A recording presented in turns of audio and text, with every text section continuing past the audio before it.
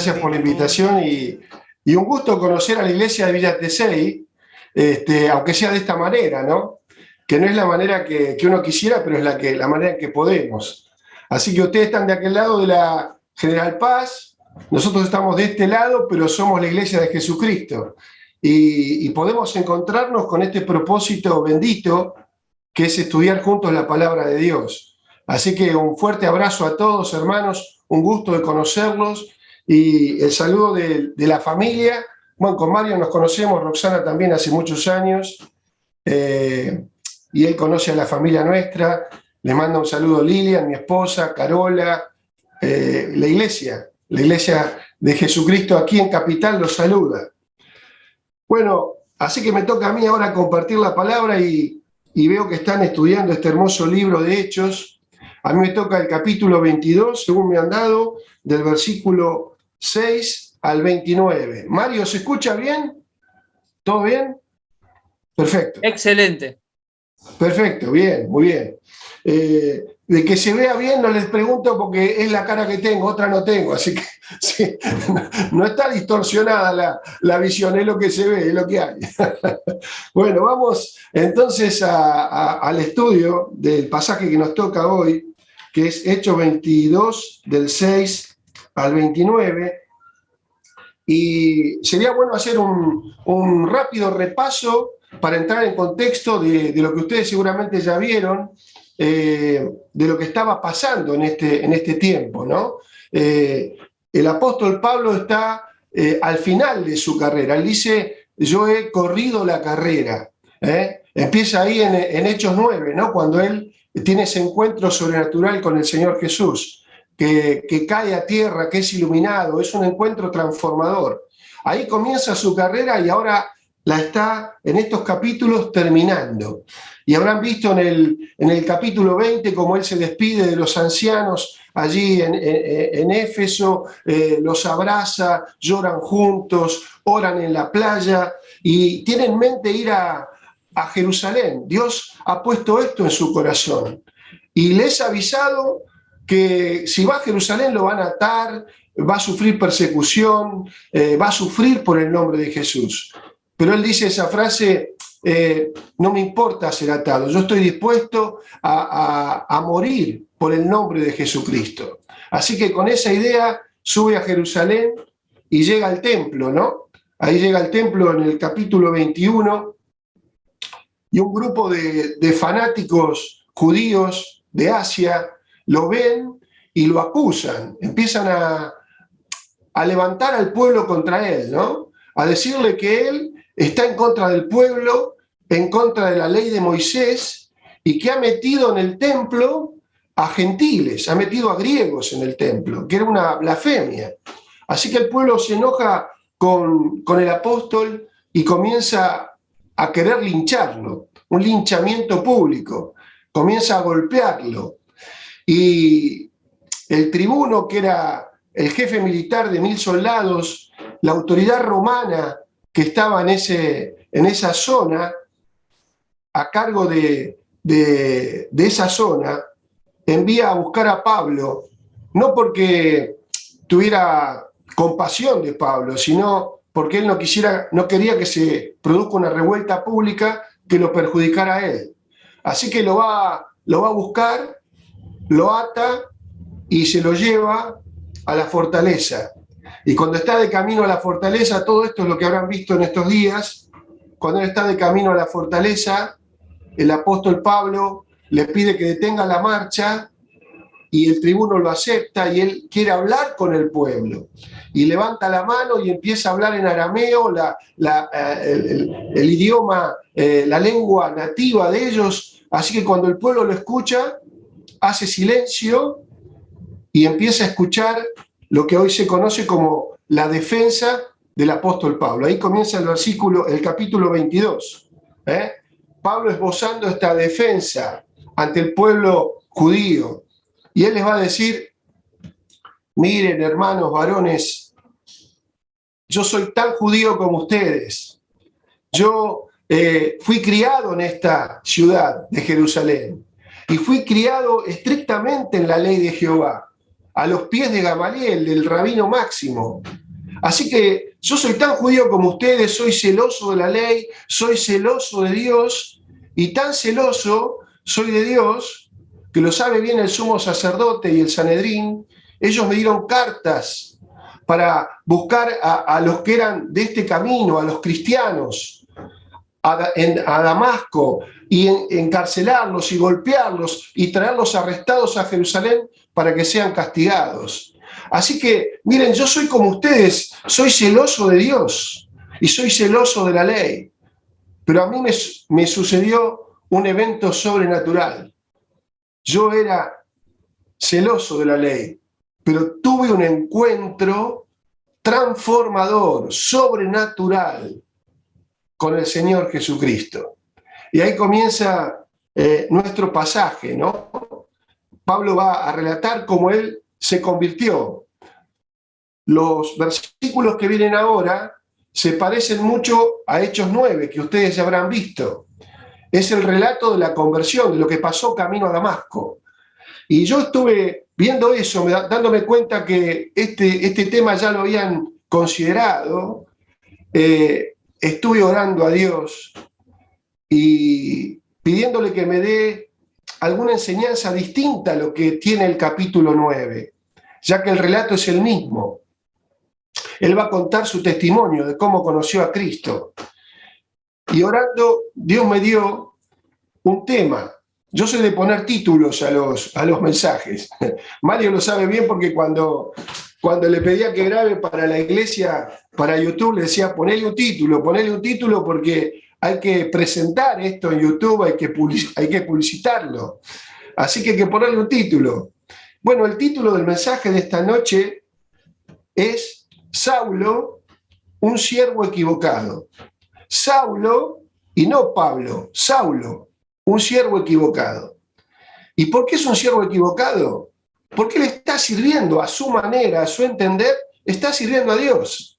Él va a decir en el capítulo 26, yo sentía que era un deber hacer cosas en contra del nombre de Jesucristo. Era un deber, era mi deber. Así que él, en su entender, estaba sirviendo a Dios. Y miren, este siervo equivocado, hay 3 preguntas en el pasaje que nos toca en esta noche que muestran por qué este siervo está equivocado.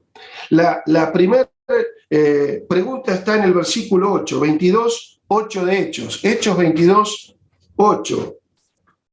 Y dice, ¿quién eres, Señor? ¿Quién eres, Señor? Fíjense que él lo llama Señor, pero sin embargo no sabe quién es. Es un siervo equivocado porque no conoce a su Señor. Él cree que está sirviendo a Dios, pero Dios le va a decir, ¿por qué me persigues? Jesús, que es Dios, a Jesús, que es Dios, él lo estaba persiguiendo. Es un siervo equivocado porque no conoce a su Señor. ¿Quién eres? Y quién eres denota desconocimiento. No sabe quién es su Señor. La segunda pregunta está en el versículo 10. Y dice, ¿qué haré, Señor? Ya no es quién eres, ahora es, ¿qué haré, Señor? Es un siervo equivocado porque no solo no conoce quién es su Señor, sino no conoce cuál es el propósito de su llamado. No conoce el propósito, no conoce a su Señor, no conoce el propósito. Pero la tercera pregunta está en el versículo 16. Y la pregunta es, ¿por qué te detienes? Esta ya no es una pregunta que hace el siervo a Dios, sino que le hace Dios a Saulo. Y Dios le dice en boca de Ananías, ¿por qué te detienes? Y esta pregunta denota desconocimiento de la urgencia. Él no conoce a su Señor, él no conoce lo que tiene que hacer y tampoco conoce la urgencia del llamado. Estos son los 3 subtítulos que vamos a desarrollar en esta noche. Así que empezamos por el primero. Saulo, un siervo equivocado. ¿Por qué? Porque no conoce a su Señor.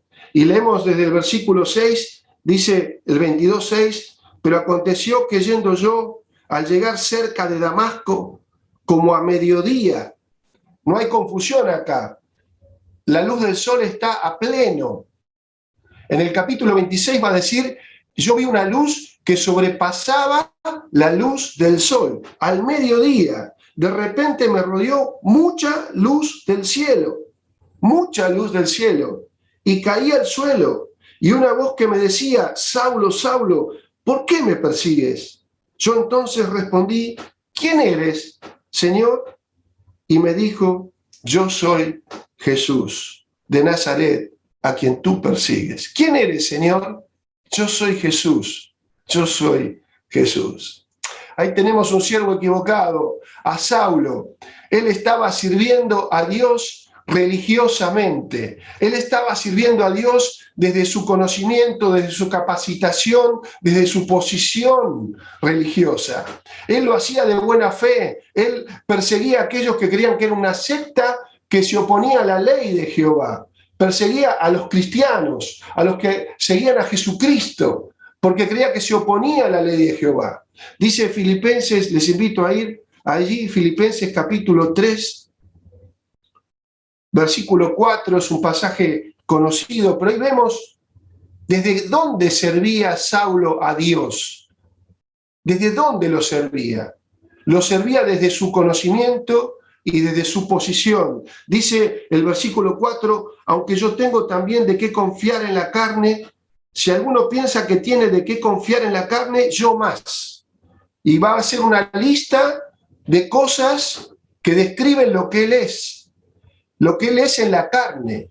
Él está sirviendo a Dios religiosamente, entonces dice, yo soy circuncidado al 8º día. Yo no soy alguien que adoptó el judaísmo de grande. Yo nací judío y fui circuncidado al 8º día, como debe ser. Yo soy del linaje de Israel. Yo pertenezco a la nación elegida por Dios. Yo soy de la tribu de Benjamín, dentro de la nación elegida por Dios. Yo soy de una tribu que es aristocrática. Yo soy hebreo de hebreos.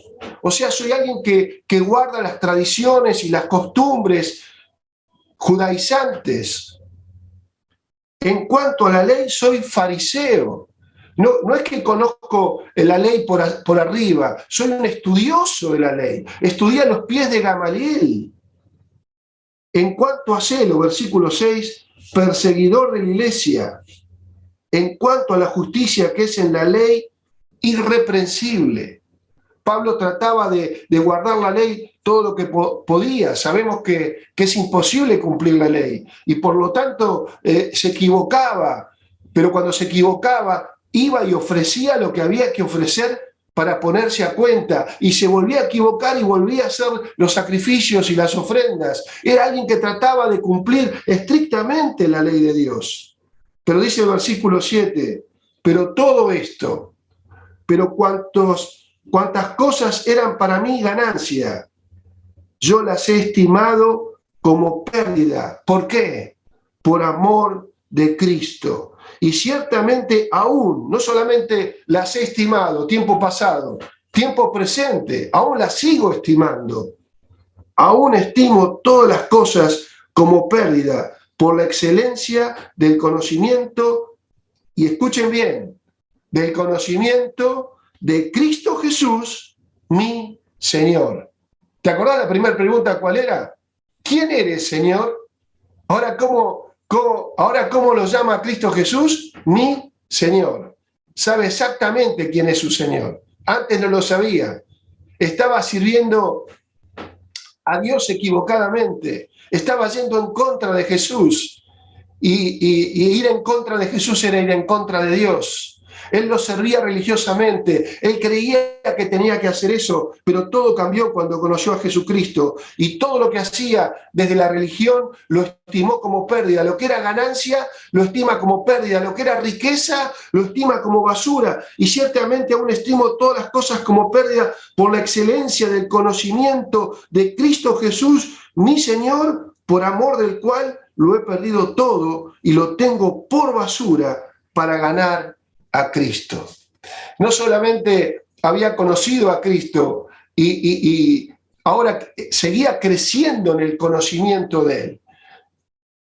las he estimado y aún las estimo. No es que lo haya alcanzado ya, prosigo al blanco, a la meta.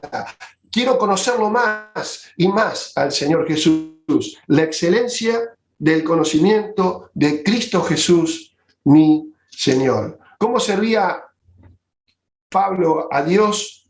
Lo servía religiosamente. Y hermanos, esto trae la primera reflexión en esta noche. Yo tengo 52 años de cristiano. Yo a los 8 años conocí a Cristo como mi Salvador. Y tengo muchísimos años de siervo. Y saben que me pasa seguramente lo que te pasa a vos también. Cada tanto sirvo, voy, vengo, bajo, subo, pongo el auto, traigo gente, predico el Evangelio, me preparo para enseñar la palabra, pero muchas veces me doy cuenta que lo estoy haciendo religiosamente. Me estoy alejando del verdadero motivo, de la verdadera esencia del servicio, que es Cristo el Señor. Voy, vengo, corro, salgo, subo, entro y lo hago quizás como lo hacía Pablo, religiosamente, Saulo, religiosamente. Y me alejo de aquel que tiene que ser el motor y la esencia de nuestro servicio.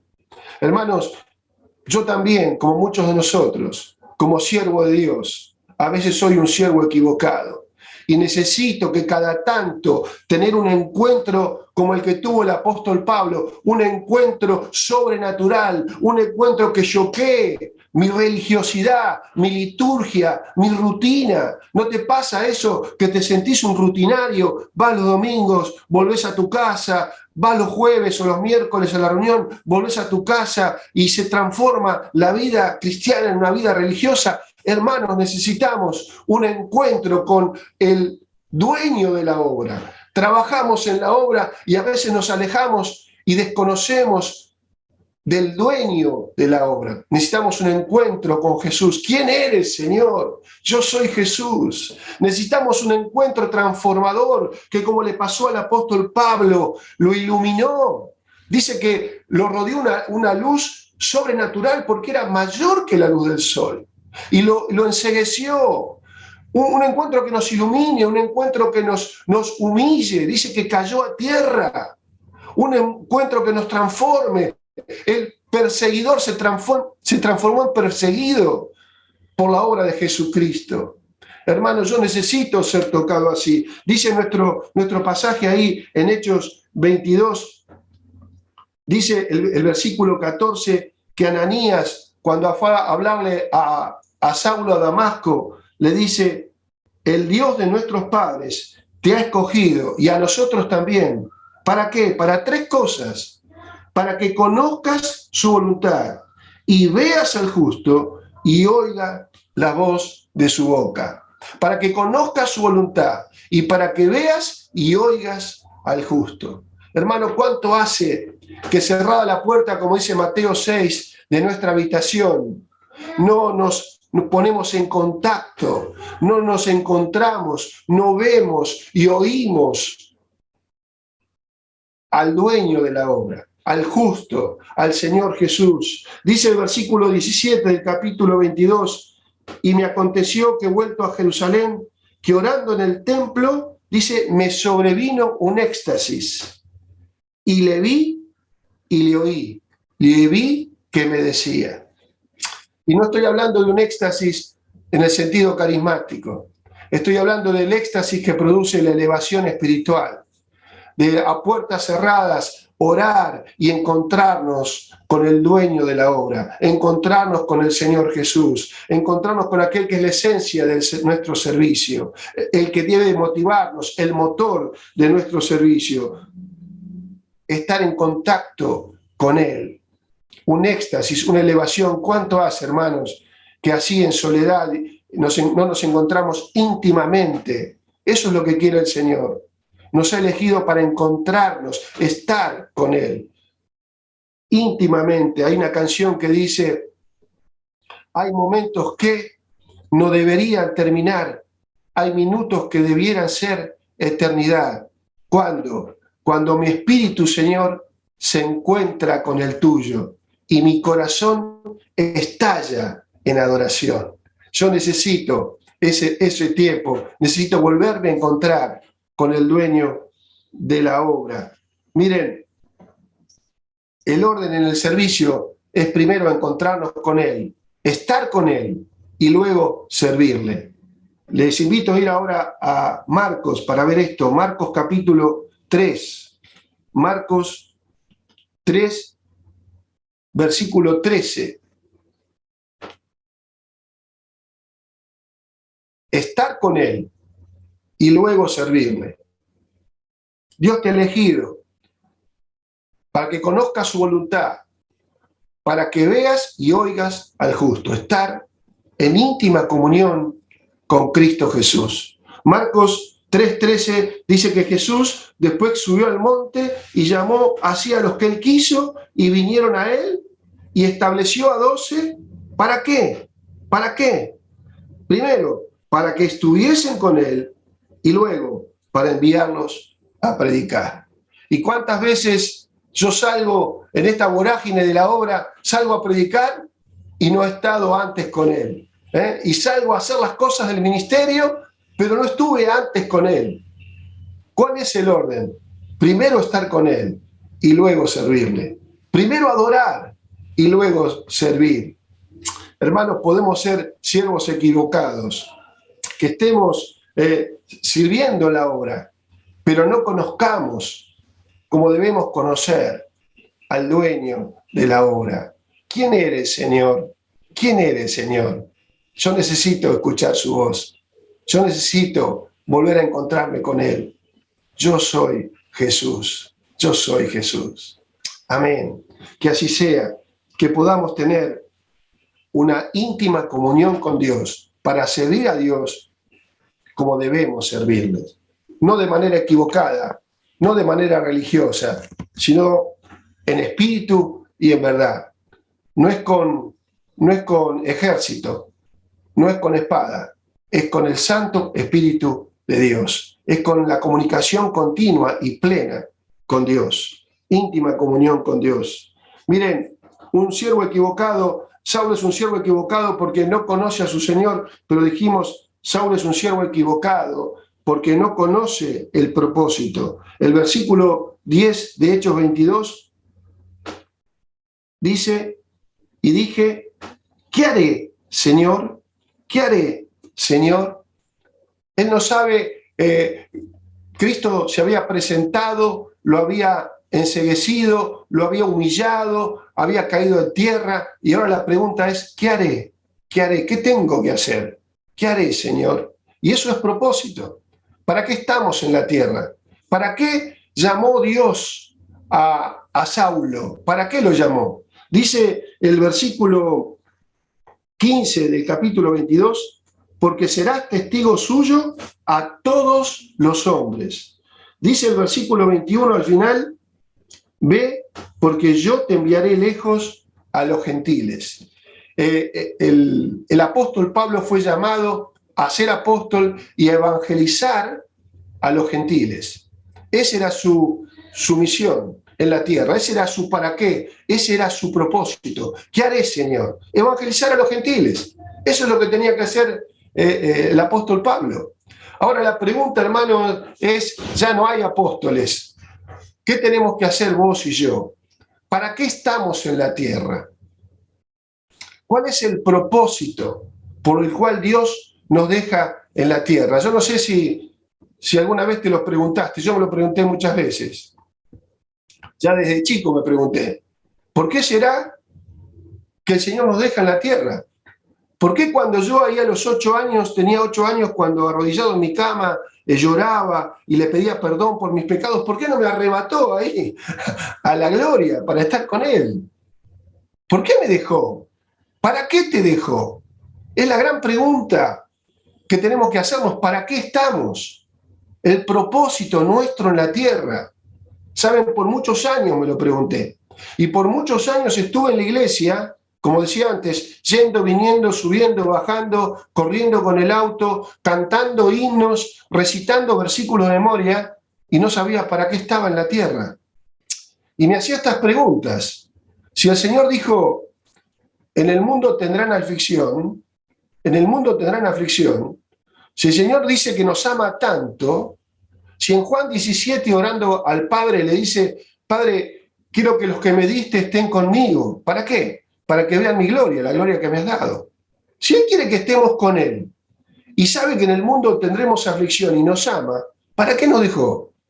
En el mismo capítulo 17 de Juan, dice, Padre, ellos están en el mundo, pero no son del mundo. Pero yo no te pido que los quites del mundo. ¿Por qué? ¿Por qué no? Llévanos, Señor, ¿para qué nos vas a dejar acá? No te pido que los quites del mundo. Yo te pido que los guardes del mal. ¿Y por qué tenemos que quedarnos? ¿Para qué? Y saben, por muchos años yo estuve buscando ese para qué, ese propósito. Y no lo encontré en una revelación, en una visión, en una cosa mística. Las respuestas están en la palabra de Dios. Y un pasaje que me ayudó muchísimo es Juan capítulo 15, el Evangelio de Juan. Juan capítulo 15, ahí todo el relato, todo el capítulo está lleno de una cosa. Y lo que sobresale allí es el fruto. Y dice Juan 15, te invito a ir, Juan 15, versículo 16. No me elegiste vosotros a mí, sino que yo os elegí a vosotros y los he puesto, los he dejado. ¿Para qué nos dejaste, Señor? ¿Para qué me dejaste en un mundo que hay aflicción? Los he puesto ¿para qué? Para que vayáis y llevéis fruto y vuestro fruto permanezca. ¿Para qué estamos en la tierra? Para una sola cosa, para producir fruto. Estamos para dar fruto. Y el Evangelio de Juan habla claramente de que Jesús es la vid. Dice, yo soy la vid y ustedes son los pámpanos. Y los pámpanos están para una sola cosa en la tierra. Miren, cuando ve las cosas que ha hecho Dios, la creación de Dios, se da cuenta que todo tiene un porqué, un para qué, un propósito. Y uno dice, ¿para qué están las vacas? Espero que no haya ningún vegano por ahí, pero la vaca está para comérnosla, ¿eh? Dios las hizo para nuestro alimento. ¿Para qué está el perro? Para hacernos compañía. No sé si tenés un perro, yo los amo, ¿eh? Son el mejor amigo del hombre, no me cabe ninguna duda. Dios los hizo para acompañarnos. Mascotas que nos acompañan, la vaca nos alimenta, el pasto para alimentar a la vaca que nos comemos nosotros. ¿Y el pámpano para qué está? El pámpano está para una sola cosa. Tiene un solo propósito, una sola razón de ser. Fue creado para una sola cosa, producir uvas, producir fruto, y nada más que para eso. No sirve para otra cosa. La madera del pámpano no sirve para hacer una estaca, no sirve para hacer un mueble, una silla, para nada. Solo para producir uvas. Y qué hermoso es, hermano, darte cuenta que nosotros estamos entre el Señor Jesús y el fruto. En el medio está el pámpano. Entre la vid y las uvas estamos nosotros. Dios va a producir fruto en la tierra, pero lo va a producir a través de nosotros. Esto es maravilloso. Somos pámpanos, órganos productores de fruto de la vid. Gloria a Dios. Ahora, ¿cuál es el fruto que tenemos que producir? Miren, también viendo esto durante muchos años, yo escuchaba recién alguna oración, llegué tarde a las oraciones, pero alguien oraba y decía, Señor, que nos amemos los unos a los otros, como tú has mandado. Y así como tantas otras ordenanzas que hay de Dios en el Nuevo Testamento, todas las ordenanzas de Dios se resumen en tres ejes. Todo puede resumirse en tres ejes y es el fruto que tenemos que dar. ¿Y saben cuál es ese fruto? Dice la Biblia que la iglesia es el cuerpo de Cristo. Y yo te voy a pedir que te imagines un cuerpo del cual salen tres ejes, uno para arriba, uno para afuera y uno para adentro. Repito, uno para arriba, uno para afuera y uno para adentro de la iglesia. Para afuera de la iglesia, para arriba de la iglesia, para afuera de la iglesia y para adentro de la iglesia. Todos los mandatos del Nuevo Testamento se resumen en esas tres direcciones. vos y yo tenemos tres tipos de relaciones: con Dios arriba, con el mundo afuera y con la iglesia adentro. Con Dios, con los inconversos y con los creyentes. ¿Y para qué estamos en la tierra? Para producir fruto en tres direcciones. Arriba, para la gloria de Dios. Estamos en la tierra para glorificar a Dios. Dice Efesios que fuimos elegidos para la alabanza de la gloria de su gracia. Dice el apóstol Pedro que somos un pueblo adquirido para anunciar las virtudes de aquel que nos llamó de las tinieblas a su luz admirable. Estamos acá en la tierra para anunciar cómo es Dios, que es bueno, que es amor, que es justo, que es santo. Miren, en el mundo Dios no existe. Estaba viendo con tristeza, ayer creo que fue la jura de nuestros nuevos diputados, y veía en el Congreso que juran por cualquier cosa, y que el que toma el juramento, que es creo que es el presidente de la Cámara, ya no dice que Dios y la patria te lo demande, dice que la patria te lo demande. Ya no está Dios, no está Dios en sus caminos. No existe Dios en esta sociedad. ¿Y quién son los que tenemos que levantar el nombre de Jesús en alto? ¿Quién tenemos que glorificar a Dios en la tierra? ¿Quién tenemos que dar a conocer cómo es Dios en la tierra? Que es justo, que es santo, que es bueno, que es amor. Vos y yo estamos para dar gloria a Dios. Estamos para dar gloria a Dios aquí en la tierra, y ese es el fruto que tenemos que dar. Hacia arriba, respecto de Dios, nuestro fruto es gloria a Dios. Estamos para la gloria de Dios. ¿Para qué más estamos? Hacia afuera, para aquellos que no conocen a Cristo, estamos para salvación de las almas. No es que vos y yo las vamos a salvar. Ni a la salvación, dice Jehová. La salvación es de Dios. Y la hizo en la persona del Señor Jesucristo. Fue Cristo que vino a la tierra y murió y resucitó e hizo una obra completa de salvación. Pero Él murió, resucitó y se fue. ¿Y a quién le encomendó llevar este mensaje de salvación? ¿A quién le encomendó hacer conocer entre la gente la salvación de Dios? A la iglesia, a nosotros. Así que respecto de aquellos que no conocen a Cristo, no estamos para comulgar con ellos, para bailar con ellos, para emborracharnos con ellos, para tomar sus costumbres, para copiar su vida. No, estamos para glorificar a Dios, pero estamos para salvación de las almas. ¿Cómo creerán si no hay quien les predique? Hermano, vos y yo estamos dentro del plan de salvación de Dios. Él hizo la salvación, pero lo que las tenemos que llevar y predicar somos nosotros. Qué maravilloso, ¿te das cuenta? Somos un pámpano que da fruto. Viene de Él la salvación, pero somos nosotros que la comunicamos. Dios nos tiene en cuenta en el plan de salvación. ¿Cómo creerán si no hay quien les predique? Vos y yo tenemos que abrir la boca y predicar el Evangelio. Estamos para la gloria de arriba, para la gloria de Dios, afuera, para la salvación de las almas. Y adentro, para adentro de la iglesia, ¿para qué estamos? ¿Qué tipo de fruto tenemos que llevar?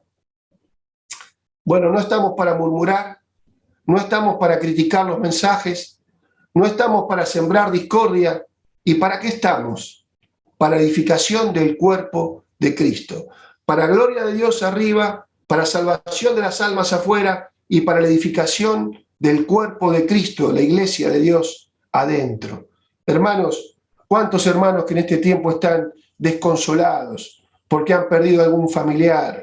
Están tristes, han perdido trabajos, están en problemas económicos. Bueno, estamos para edificarlos, estamos para compartirles un versículo que los anime, estamos para hacerles una llamada y animarlos, estamos para poner la mano en el bolsillo si es necesario y ayudarlos. Para eso estamos. No estamos para dividir el cuerpo de Cristo, estamos para edificar el cuerpo de Cristo. Así que, hermano, para eso estamos vos y yo en la tierra.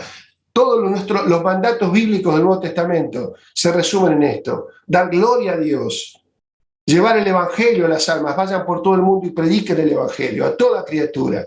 Y estamos para la edificación del cuerpo de Cristo. Qué distinto, hermano, sería si, entendiendo para qué estamos en la tierra, cada mañana nos despertáramos haciendo 3 preguntas. En primer lugar, hoy, ¿cómo glorifico a Dios? ¿Cómo glorifico a Dios hoy? En segundo lugar, ¿a quién le predico el Evangelio? A ese compañero de facultad, de taller, de laboratorio, ¿a quién le predico el Evangelio? Y la tercera pregunta es, ¿a quién edifico? ¿A qué hermano edifico hoy? ¿Con quién comparto un versículo, una canción, una llamada telefónica? ¿A quién edifico? Qué distinta sería nuestra vida y nuestras iglesias si cada día nos despertáramos sabiendo para qué estamos en la tierra. Nos despertáramos para glorificar a Dios, para llevar el Evangelio y para edificar a los hermanos. Que así sea, hermanos. ¿Qué haré, Señor? ¿Para qué estoy? Para gloria de Dios, para salvación de las almas y para edificación del cuerpo de Cristo. Así que yo te decía que Saulo era un siervo equivocado porque no conocía a su Señor. ¿Quién eres, Señor? Yo soy Jesús. No conocía el propósito, para qué lo había llamado el Señor. ¿Qué haré, Señor? Está para gloria, para salvación y para edificación. Y en último lugar, era un siervo equivocado porque no conocía la urgencia del llamado.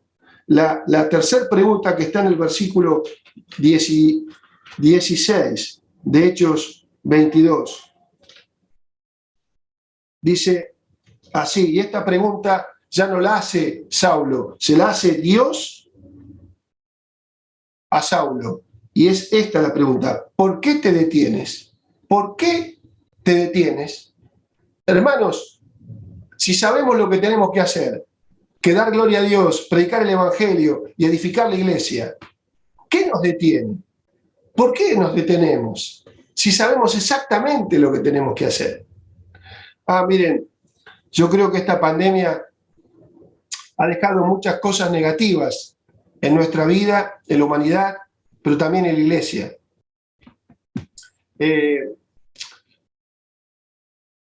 Muchos hermanos no han vuelto a congregarse porque se han apartado del camino, se han alejado de Dios. Su casa estaba cimentada evidentemente en la arena y vino la tormenta y la casa se derrumbó y se han apartado de la fe.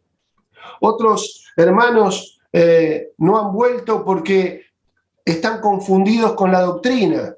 2 años de estar encerrados, navegando en internet, por YouTube, escuchando doctrinas erróneas. Y hermanos que no eran maduros, dice la Biblia, fueron llevados por cualquier viento de doctrina, cualquier viento de doctrina. Entró también en la iglesia eso. Y muchos no se han apartado, pero han seguido otras doctrinas. No hace falta congregarse, la iglesia virtual, el carismatismo y tantas otras cosas. Han entrado por esta pantalla que estamos usando hoy. Pero otros hermanos no han vuelto a la iglesia, ¿saben? Y es algo que está en todos nosotros, por comodidad. Por comodidad. La pandemia a mí me dejó unos cuantos kilos de más. Pero también creo que a todos nos dejó esto. Qué cómodo es ver la reunión por internet, ¿no? Por YouTube. ¿Para qué voy a ir a la iglesia?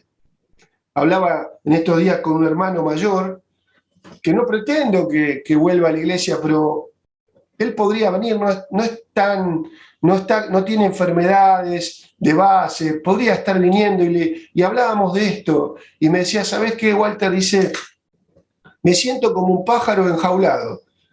Tantos años encerrado, 2 años encerrado. ¿Saben, hermano? Cuando comenzó la cuarentena, allí por abril del 2020, yo empezaba a dar los mensajes a la iglesia por WhatsApp, mensajes de audio por WhatsApp. Había que hablar en 15 minutos, porque si no se cortaba. Después entramos en YouTube y otras cosas, pero Zoom y otras cosas. Pero empezamos con mensajes de WhatsApp. Y en esos mensajes yo decía, no se hagan problema, hermanos. Miren, y ponía como ejemplo de cuarentena, un licenciado en cuarentena, y hablaba de Noé. Noé era un licenciado en cuarentena, decía yo, porque estuvo 1 año encerrado en el arca. Pero los argentinos lo superamos, porque estuvimos 2 años encerrados. Así que Noé nos pregunte a nosotros cómo es, no nosotros a Noé.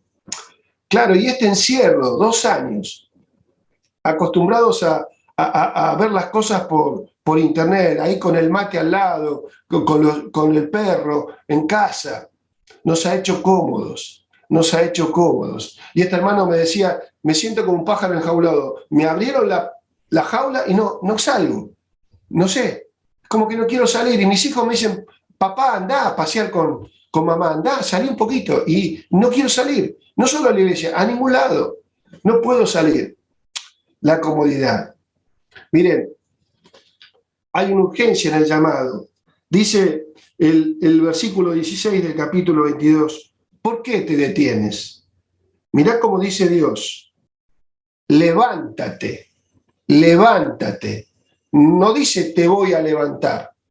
Saulo, yo te hice un llamado, yo te mostré quién soy y te di un llamado específico. Bueno, ahora levántate, es una orden, levántate, no es algo que voy a hacer yo, es algo que tenés que hacer vos, levantarte. Mirá estas frases, levántate, versículo 18, date prisa y sal prontamente de Jerusalén. ¿Por qué? Porque no recibirán tu testimonio acerca de mí. Levántate, date prisa, sal prontamente. Estas tres frases denotan urgencia. El llamado es urgente, hermanos. Hay que levantarnos, hay que romper esta inercia, esta comodidad, este estancamiento en que está toda la iglesia. Nos pasa a todos, pero tenemos que levantarnos y no es algo que va a hacer Dios, es algo que tenemos que hacer nosotros. Dios hace una parte, pero nosotros tenemos que hacer la otra. Y está en nuestra actitud, en nuestra voluntad, el decir basta, hasta acá llegué, me voy a levantar. Los campos están blancos, dice el Señor. Ustedes dicen que faltan 4 meses. Yo les digo, los campos ya están blancos.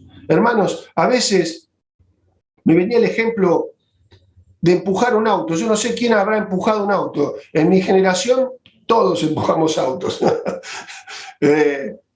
Mi papá no sé por qué compraba siempre autos que no arrancaban. Entonces, yo soy un especialista en empujar autos con mi mamá, con mis hermanos. Y cuando el auto no arrancaba, había que empujarlo. Los autos pesan entre 1.000 y 2.000 kilos, más o menos. Mario debe saber bien. Pero supongamos que el auto pesa 1.000 kilos. Pero cuando está parado y lo empezás a empujar, parece que es una montaña. No parece que pesa 1.000, parece que pesa 10.000 kilos, no se mueve. ¡Ay! Te cuesta empujarlo. Y ahí va, dale. Y se sube tu papá ahí, pone segunda y quiere arrancar. Cuando empezás a empujarlo, el auto parece que pesa más de 1.000 kilos. Pero cuando empieza a moverse, parece que pesa menos. Sin embargo, el auto sigue pesando 1.000 kilos. ¿Qué pasó? Hay una ley física ahí, es la rotura del momento de inercia, se llama, en cinemática. Bueno, no, es una ley física. No es que el auto pesa menos, es que se empezó a mover. Y hermanos, es tiempo de empezarnos a mover. La pregunta es, ¿por qué te detienes? ¿Por qué te detienes? Es un siervo que no conoce la urgencia y tenemos que conocer que hay una urgencia. Las almas se mueren todos los días. Todos los días hay hermanos que se debilitan, que renuncian a la fe, que claudican. Hay hermanos que hay que discipular, hay hermanos que hay que seguir, hay hermanos mayores que hay que visitar, hay personas que no conocen a Cristo.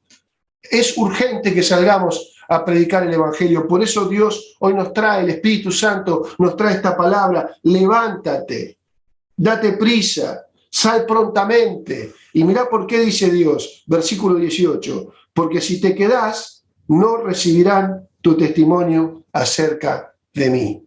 O sea, si te quedás, ese propósito por el cual te llamé, que evangelices a los gentiles, no se va a cumplir.